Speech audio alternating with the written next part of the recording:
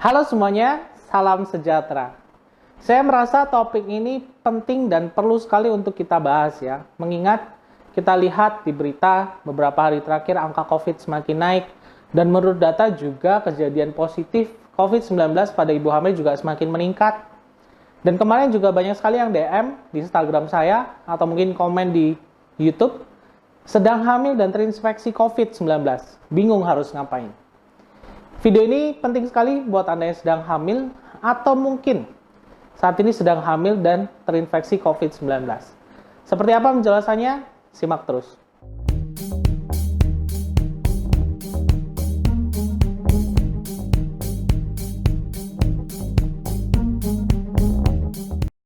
Oke, jadi kenapa saya perlu sekali membahas video kali ini tentang penanganan COVID-19 yang bisa kalian lakukan di rumah ketika Anda sedang hamil dan diagnosis terinfeksi. Kenapa? Karena memang angka kejadiannya ini semakin naik. Ditambah juga angka kasus khusus untuk ibu hamil juga semakin naik.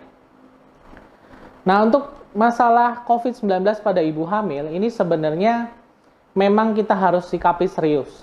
Kenapa? Karena ibu hamil memiliki daya tahan tubuh yang lebih rentan jika dibandingkan orang dewasa seperti biasanya. Ya, belum lagi kalau misalkan ibu hamil terinfeksi COVID, nggak cuman ibu, bayinya juga terancam, semisal kondisi ibu memburuk akibat efek dari infeksi COVID-19 ini. Apa yang harus dilakukan di rumah? Nanti kita akan bahas pada video kali ini. Cuman ini adalah pertanyaan yang penting sekali yang awal-awal ini saya mau jawab adalah, apakah jika ibu hamil terinfeksi COVID-19, bayinya juga akan terinfeksi? Sebenarnya belum ada cukup bukti karena memang penelitian terhadap ibu hamil ini sangat amat sedikit. Ada data yang menunjukkan memang bayi yang setelah dilahirkan, setelah 30 jam atau lebih setelah dilahirkan, positif ternyata. Apakah ditularkan dari ibunya langsung ketika dia masih di dalam rahim, atau pas dia habis lahir, kontak dengan ibunya kemudian terinfeksi. Ini bisa aja terjadi, tapi masih belum cukup bukti. Namun memang kalau kita berdasarkan data ya, belum ditemukan ada virus itu di ketuban ibu dan di air susu ibu. Sebenarnya jadinya kita pikir bahwa janin sangat kecil resikonya terinfeksi ketika ibu masih mengandung. Ibu hamil, ya bayinya di dalam, ibu terinfeksi COVID itu sebenarnya untuk langsung ke bayi juga buktinya sangat sedikit. Karena tadi nggak ketemu di ketuban, dan lahir pun di air susu juga nggak ketemu ada virus itu. Cuman memang sedikit sekali buktinya, jadi mungkin nanti kalau ada update lagi, bisa aja informasi ini berubah. Virusnya juga belum pasti benar apakah dia bisa lewat ari-ari atau plasenta, cuman kalau IgG atau antibodi yang terbentuk ketika ibu terinfeksi COVID, antibodinya itu bisa lewat ke ari-ari dan ke bayi, bisa. Cuman kalau virusnya belum ada bukti, ya. Jadi kalian memang kalau was-wasnya atau waspadanya itu semisal ibu terinfeksi COVID, kalau kondisi ibunya drop, tentunya bisa berdampak pada janinnya. Misal nih, kalau ibu sesek, ya, saturasi oksigennya atau kadar oksigen dalam darahnya turun, janinnya ini juga bisa berbahaya. Jadi bahayanya itu lebih ke sana. Jadi ketika kondisi ibu lagi drop banget. Lalu pertanyaan kedua yang sering sekali juga ditanyakan, apa yang harus dilakukan ketika saya hamil dan saya terinfeksi COVID, dok? Pertama kita harus mengenali dulu gejalanya, ya. Apakah gejala ringan, gejala sedang, gejala berat, ya. Ini sangat penting untuk ibu ketahui. Gimana cara taunya? Ya sebenarnya kita perlu namanya pemeriksaan sederhana. Kita pertama nih kenalin dulu gejalanya, kan biasanya kalau orang terinfeksi COVID umumnya demam, batuk pilek ya, ada beberapa hilang penciuman, kemudian rasanya pusing, sakit kepala, otot, sendi pada nyeri semua. Dan untuk yang varian terbaru ini ada juga yang muncul gejala seperti diare, ya mual muntah. Jadi memang gejalanya banyak dan cukup tidak spesifik karena saling tumpang tindih dengan penyakit yang lain. Tapi kalau saran saya, ketika kalian ada gejala, ya entah itu kalian kontak atau enggak dengan orang yang terinfeksi COVID, mungkin kalian lagi keluar rumah nggak tahu apakah di luar sana kalian aman atau enggak. Tapi kalau muncul gejala seperti itu, minum obat di rumah 3 hari nggak membaik, wajib melakukan pemeriksaan swab antigen atau PCR untuk memastikan apakah kalian positif COVID atau enggak. Kalau misal ini sudah positif atau mungkin baru muncul gejala aja lah, apa yang harus dilakukan?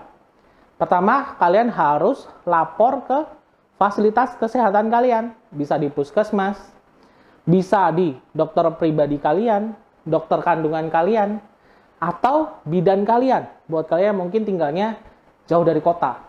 Ini wajib untuk lapor dulu.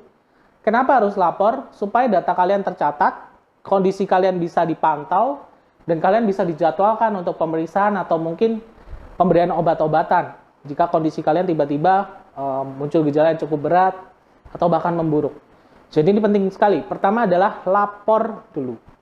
Setelah lapor, kalian yang kedua harus mengenali dulu gejalanya. Ya, kalau misalnya gejala ringan, cuma batuk, demam, pilek, nyeri-nyeri otot, pusing. Oke, standby di rumah aja. Tapi ketika Anda di rumah ini perlu memantau kondisi vital kalian, ya. Seperti suhu tubuhnya harus dicek dengan termometer. Kedua, kalian harus punya yang namanya alat oximeter, ya. Alatnya kurang lebih seperti ini. Alat ini penting sekali buat kalian yang sedang isolasi mandiri di rumah atau sudah terinfeksi COVID untuk memantau kadar oksigen dalam darah kalian. Pada COVID sering sekali kejadian happy hipoksia. Ya, artinya penurunan kadar oksigen dalam darah yang tidak dirasakan. Kalau orang biasanya kan sesek ya, kalau ketika oksigennya turun. Tapi pada COVID belum tentu juga, ya. Bisa aja orangnya enggak sesek, tapi ketika dicek oksigennya turun. Makanya ini penting sekali untuk memantau kadar oksigennya. Yang berikutnya adalah kalian harus memantau kondisi janinnya juga, ya. Ketika kehamilan apalagi sudah mulai besar trimester kedua atau trimester ketiga.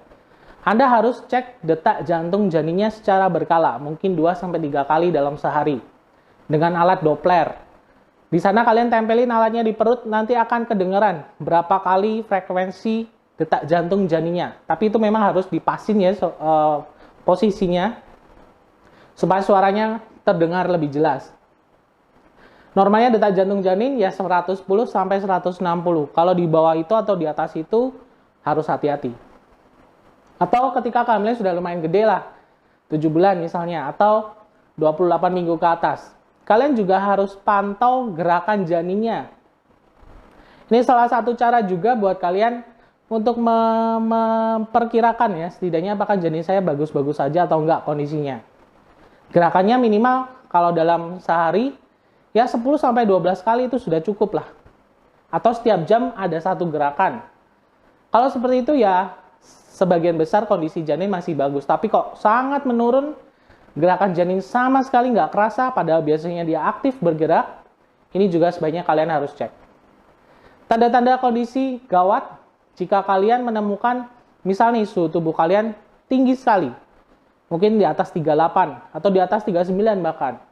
Sudah minum paracetamol, belum membaik juga. Ini sebaiknya kalian harus hati-hati. Kedua, saturasi oksigen tadi, semisal kurang dari 94%. Ya. Jadi mungkin 93, 92 atau bahkan lebih rendah lagi. Ini kalian juga harus hati-hati. Artinya bahwa kadar oksigen dalam tubuh ibu berkurang. Otomatis janinnya juga bisa berkurang untuk mendapatkan oksigen.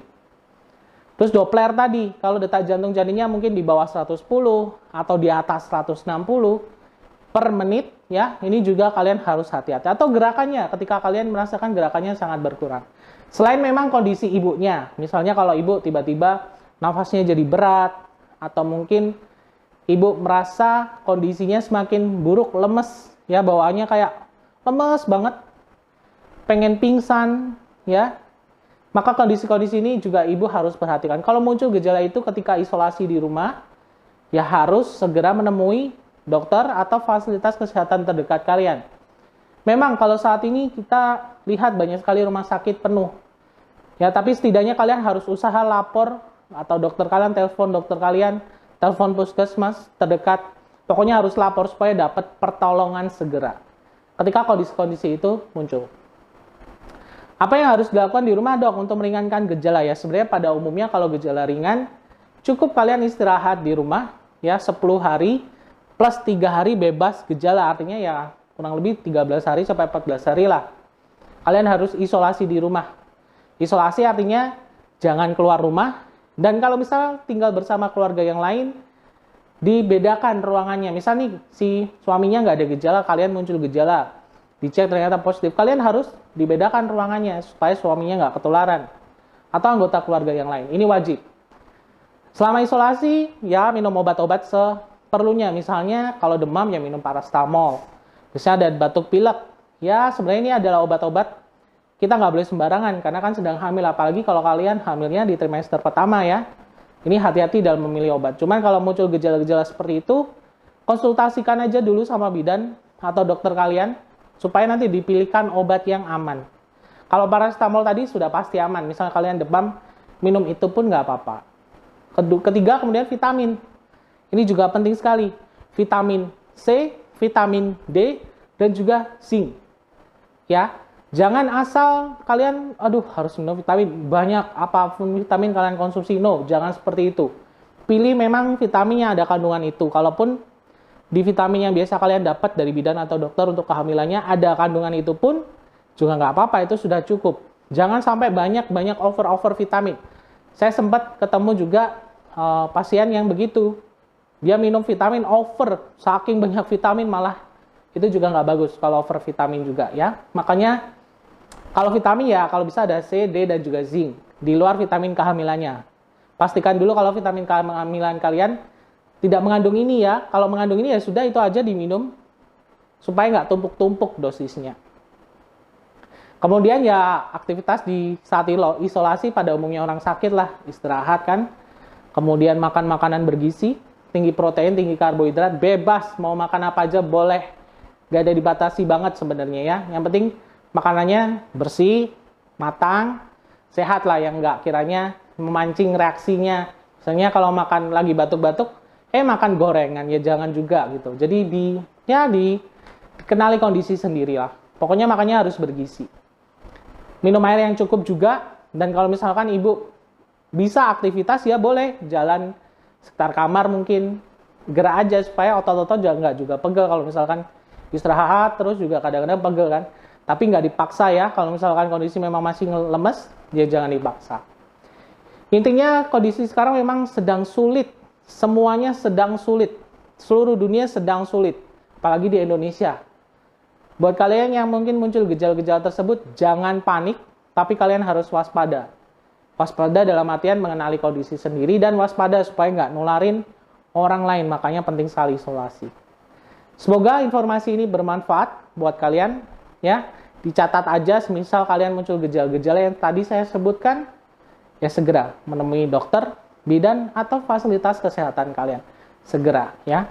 Semoga bermanfaat, semoga kalian tetap aman, jaga kondisi, jaga kesehatan ya, tetap patuhi protokol kesehatan. Kita bukan berarti takut, tapi kita harus waspada.